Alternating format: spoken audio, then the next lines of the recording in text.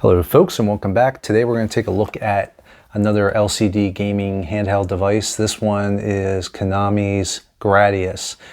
This is from a series of handhelds that Konami put out around 1989 and just around the time of the Game Boy launch. And I remember when these came out, but I was always more in tune with a Game Boy, so I didn't have one of these at the time. People see these and immediately think of the Teenage Mutant Ninja Turtle green one.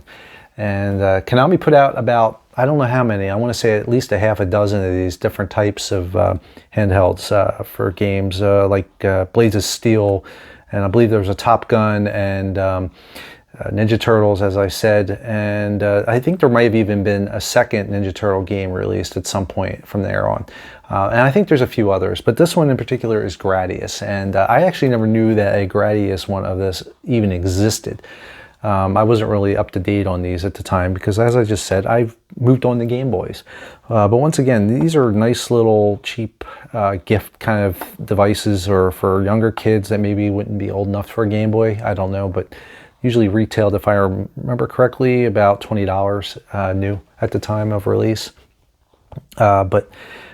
For this device itself here that I have, when I discovered that this was out, I immediately went on eBay and I was trying to look to see if I could get one, because I do enjoy a good game of Gradius. I was a big fan of it on the Nintendo Entertainment System at the time, and a lot of the games that were made into these little devices, these little handhelds that Konami put out, were games that were on the NES and Famicom at the time. So a little cross play there on trying to get as much product out for different sections of somebody's budget, I guess you could say. But they're very similar to what Tiger was doing at the time, and nothing too fancy. And I think the Japanese ones actually have a different shape to them.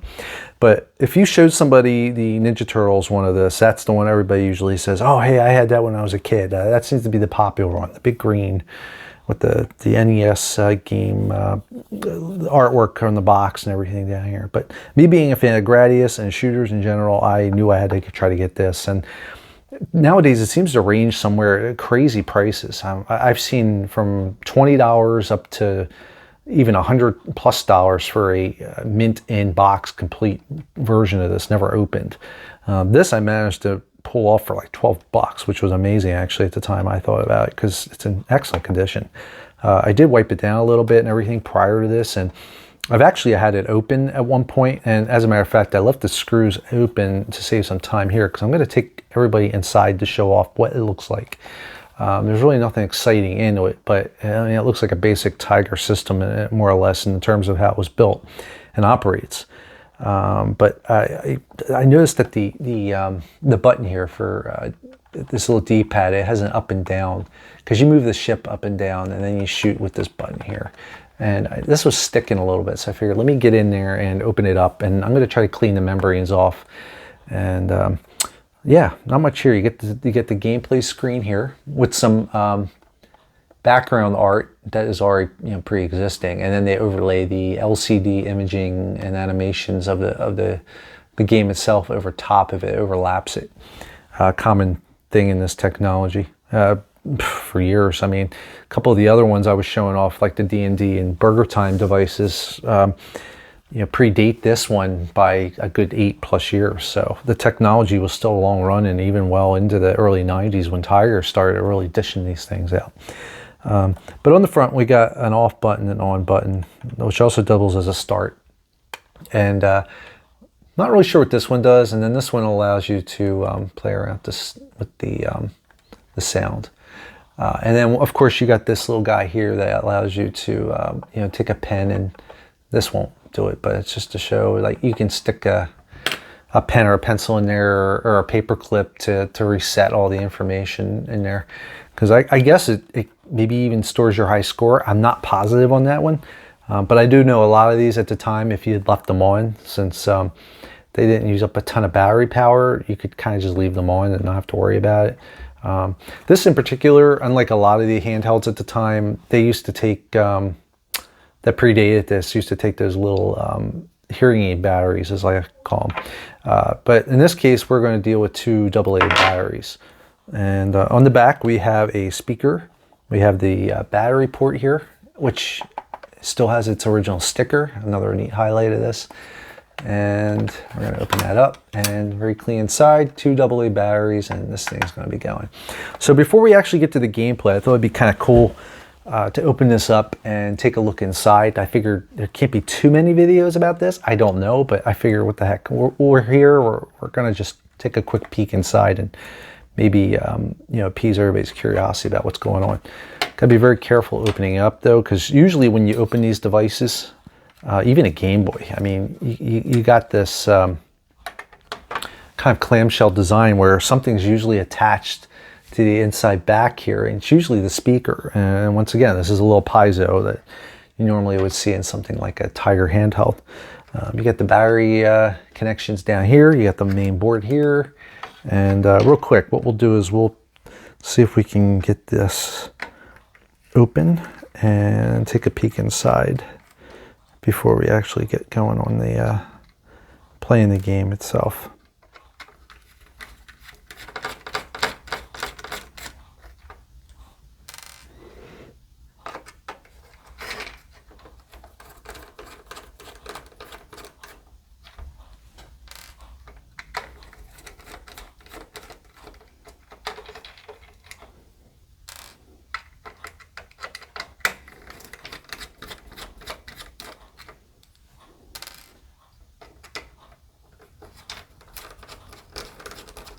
And one more, we'll do it.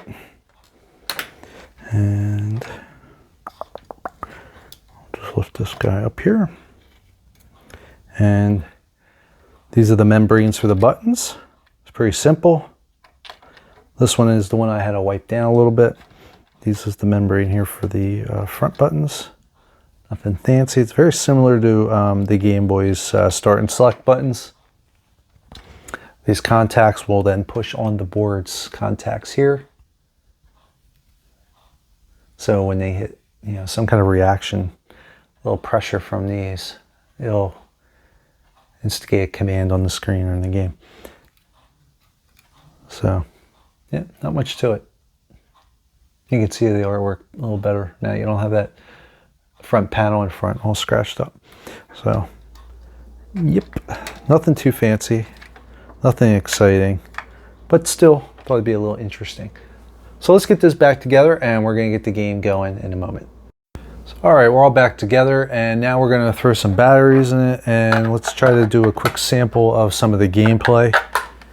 Now obviously this is not a NES or any console, so don't expect those types of graphics, don't expect that kind of gameplay. It's going to be very limited and I'm going to do my best to try to get in here and see if we can get a good view of what is going on in this game. See if we can get the right angle. That looks pretty good, I think. We'll see how it goes. So we're going to switch this on.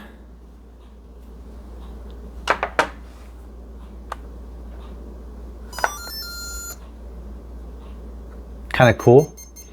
It gave you the credit sound for Gradius. And here we go. So it looks like what's going on here, you got these little like paths that the enemies are traveling down and you just kind of have to intercept them, I think. I'm still trying to figure out how to play it fully, but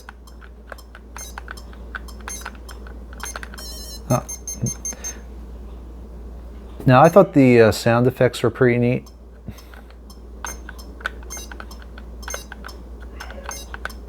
So we're going to just go up and down here and shoot these guys, see what happens.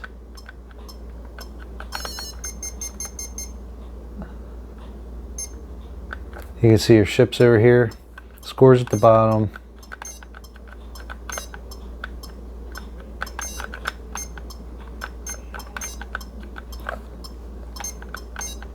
I wasn't sure if that's like a secondary button to like, can you select an option or something? Unfortunately, I didn't get a manual with it.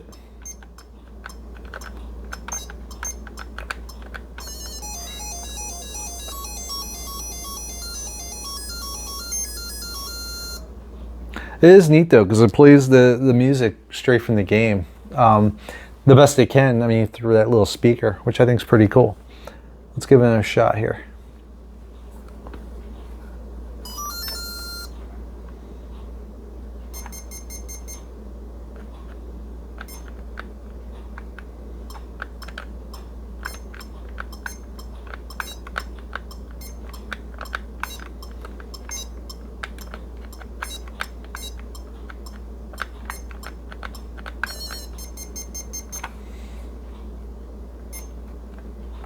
I don't think that button does anything. It's really weird.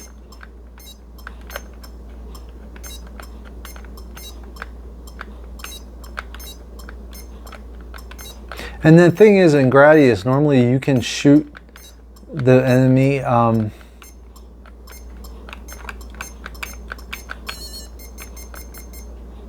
That force up there, I'm not quite sure what that means.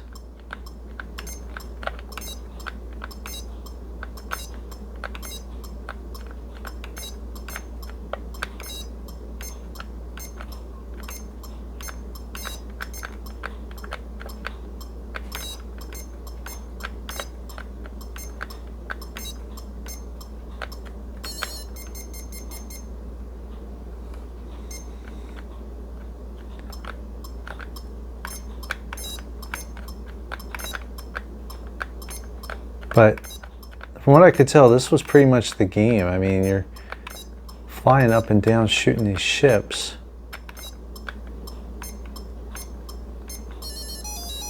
So it seems like when this force runs out, you die. Which doesn't sound like Gradius to me. I'm not quite sure.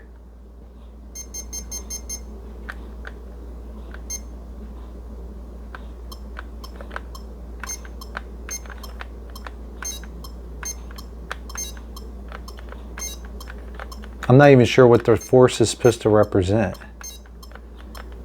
Well, no, I lost the force there, but then I got blown up.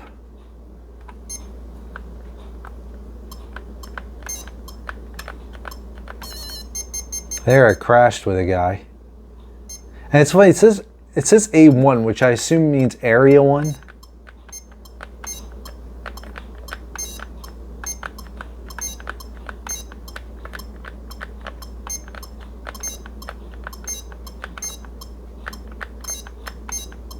Now, as I'm shooting these things, I'm noticing my force isn't going down. So I'm wondering if you just have to keep shooting them until you can't lose your force. At least as far as I can tell.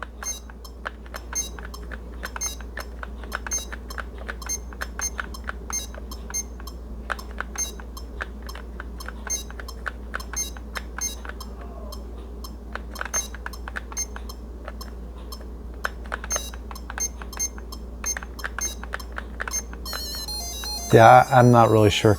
I'm gonna have to read some instructions. But yeah, that's Gradius LCD game from Konami. Like I said, a lot of people are big on the Ninja Turtles one. I've played better of these. Like I think my favorite, which I've already shown off, is the Burger Time one from Mattel. I think that's awesome. And even the D&D one, it's kind of strange and it's very obtuse and understanding how you do things. Yeah,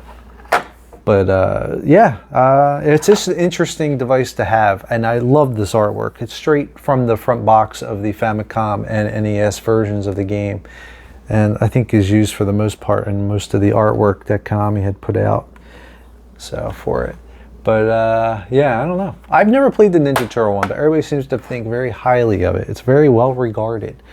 But in any case, thanks for joining me today. That was Gradius LCD from Konami.